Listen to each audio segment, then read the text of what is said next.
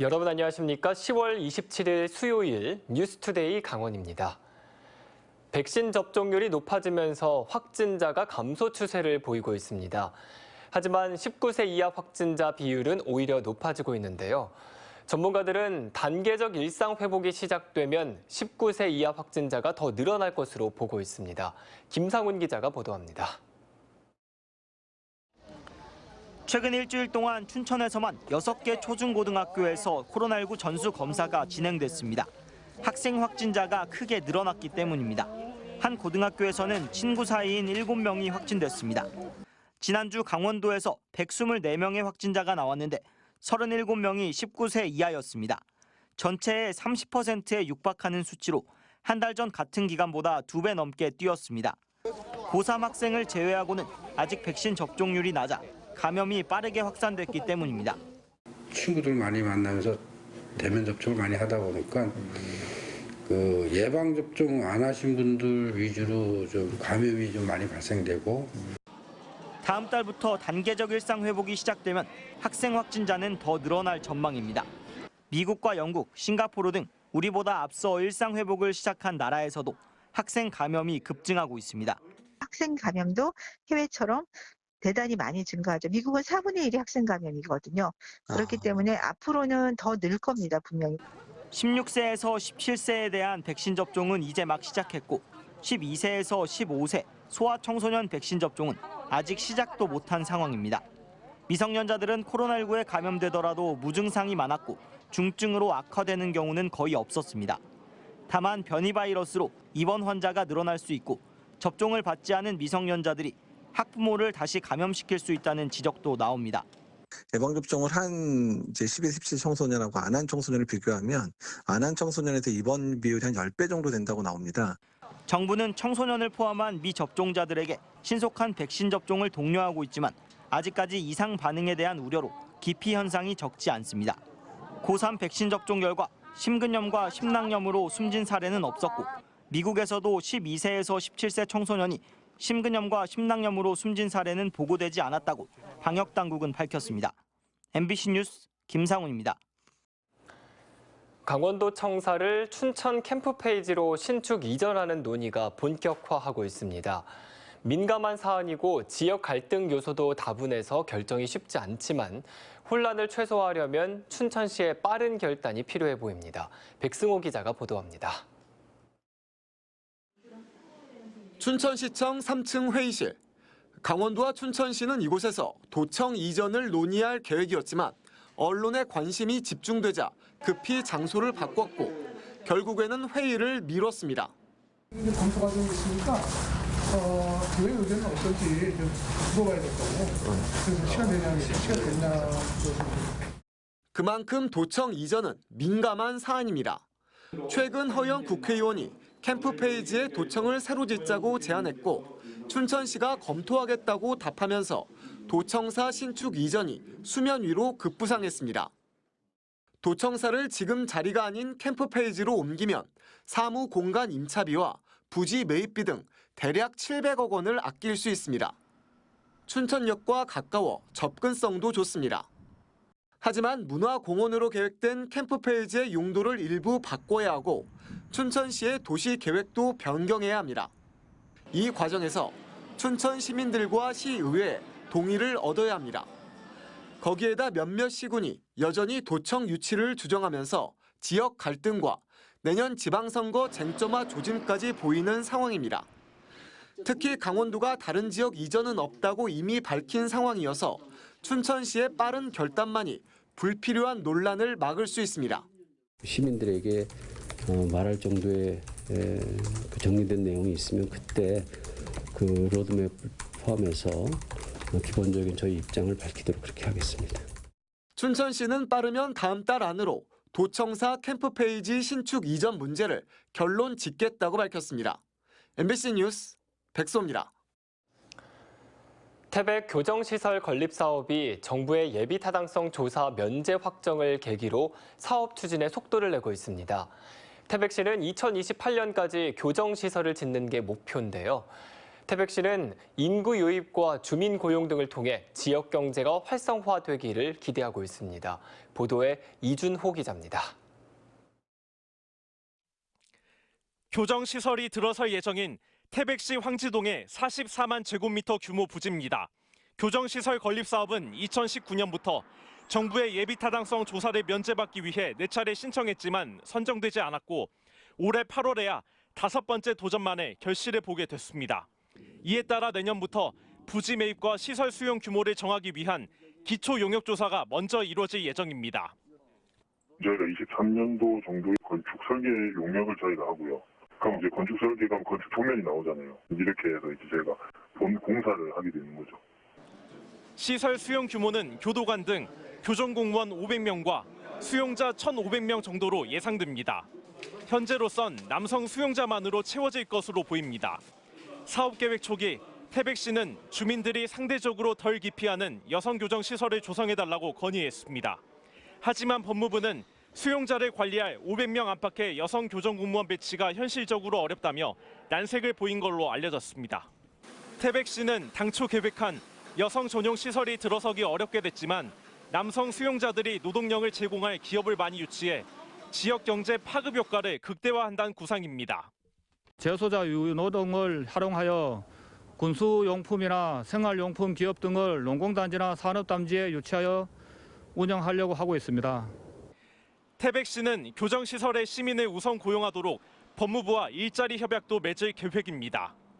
서울경찰이나 아니면은 식당이나 뭐 환경미화원 같은 것도 태백 지역 내에서 우선 채용할 수 있도록 서로 이렇게 법무부하고 태백시에 협약을 하면 다 가능하다고 생각하고 있습니다, 지금.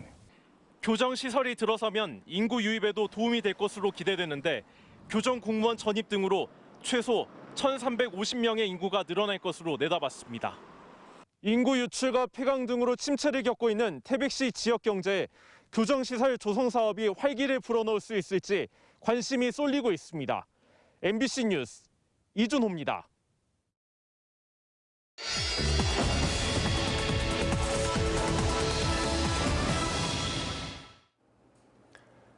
도시계획 해제 시점에 임박한 공원구역에 민간 자본을 투입해 공원을 만들고 일부의 아파트를 건설하는 민자공원 개발 사업이 전국적으로 추진되고 있습니다. 지자체는 예산을 들이지 않고 공원과 시설을 만들고 건설사는 아파트를 지어 수익을 올리는 상생 모델로 주목받고 있는데요. 그런데 개발 과정에 공원과 관계없는 불필요한 시설들이 다수 들어서 숲을 훼손하고 아파트값만 높인다는 지적도 나오고 있습니다. 민자공원 개발 사업의 득과 실을 윤하은 기자 그리고 권기만 기자 두 기자가 살펴봤습니다. 최근 준공된 원주 중앙근린공원 1구역입니다. 34만 제곱미터에 이르는 부지 매입부터 조성 비용까지 전부를 민간 자본으로 추진한 전국 최초 사례입니다.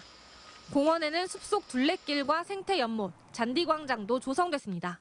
애기들 놀이터랑 문화원까지 있어가지고 좀 문화생활도 하면서 같이 가족들이랑 시간을 보낼 수 있는 이제 공원이 생긴 것 같아서 자주 이용할 것 같습니다. 뿐만 아니라 원주 문화원과 문화예술회관, 실내 배드민턴장 등의 시민 편의시설도 건립됐습니다. 시민들에게 필요한 넓은 도심공원과 시설들이 예산 한 푼 없이 원주시 소유가 된 것입니다. 건설사는 공원과 시설을 기부 체납하고 전체 공원의 30% 부지에 2,600여 세대의 아파트를 만들어 수익을 올렸습니다. 다음 달부터 입주가 시작되는 가운데 웃돈을 주고 거래될 정도로 인기인데 함께 조성된 공원이 한몫했다는 분석입니다. 지자체는 예산을 들이지 않고 일몰죄로 사라질 위기에 처했던 도심 속 공원과 시설물을 만들어 시민들이 이용할 수 있도록 했고 건설사는 아파트를 지어 그 비용을 부담하고 수익까지 올렸습니다. 하지만 꼭 좋은 점만 있는 것은 아닙니다. 공원과 어울리지도 않는 시설들이 사업에 다수 포함되면서 아파트 분양가를 끌어올리고 숲의 기능마저 해치고 있기 때문입니다. 둘레길과 연못, 잔디광장 등 공원 조성에 필요한 시설도 있지만 크게 관련이 없는 시설도 적지 않습니다. 중앙공원 1구역에는 90억 원이 투입된 원주 문화원을 포함해 문화예술회관, 실내 배드민턴장이 들어섰고 중앙공원 2구역에도 정확한 용도를 알 수 없는 민주생명기념관과 어린이 문화예술회관 등이 건립될 예정입니다. 물론 시민들에게 필요한 시설이고 누군가는 잘 이용하겠지만 건립 비용은 모두 아파트 건립 비용에 포함돼 분양가를 올렸고 입주민들의 부담으로 돌아갈 수밖에 없습니다. 숲이 줄어드는 것도 문제입니다. 중앙공원의 경우 아파트를 포함해 1구역에서 11만 제곱미터, 2구역에서는 7만 제곱미터의 숲이 사라지게 됩니다. 원주의 경우 미세먼지 농도가 전국 최상위권에 있고 평균 기온도 10년 사이 1.2도 오르는 등 도시 숲의 기능이 강조되면서 미세먼지 저감숲, 바람길 숲 등 다양한 숲 조성 사업에 수백억의 예산을 투입하고 있는 실정입니다. 도시에 필요한 공원을 조성하는 사업이 오히려 숲의 기능을 해칠 수 있고 시민들을 위한 시설도 결국 특정 시민들의 부담으로 돌아갈 수 있는 만큼 사업 추진에 보다 신중한 접근과 판단이 필요하다는 지적입니다. MBC 뉴스 권기만입니다. 더불어민주당 소속 춘천시 의회 의원들이 춘천 삼천지구에서 판교 대장동과 같은 특혜 의혹이 있었다며 수사기관의 수사를 촉구했습니다. 의원들은 지난 2015년 전 춘천시 의원이 대표로 있던 건설사가 삼천지구 개발을 맡아 2,600억 원대의 분양 수입을 올린 것으로 추정된다고 밝혔습니다. 이 과정에 해당 시의원이 관련 상임위에 소속돼 있었고 건설 인허가도 1년 8개월 만에 이루어져 특혜 의혹이 있다고 주장했습니다. 의원들은 전 시의원과 당시 춘천시장을 직권남용과 직무유기 등으로 고발할 계획입니다.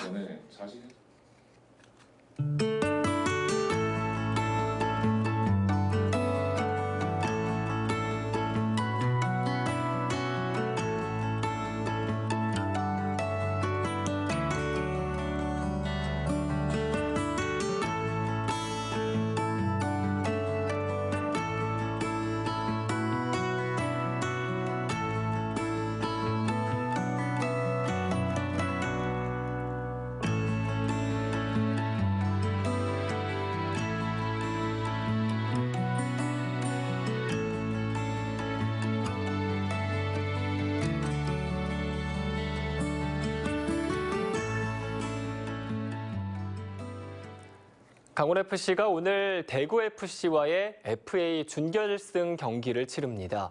2021 하나은행 FA컵 준결승에 진출한 강원FC는 오늘 저녁 7시 춘천 송암 스포츠타운에서 대구FC와 결승 진출을 놓고 맞붙습니다.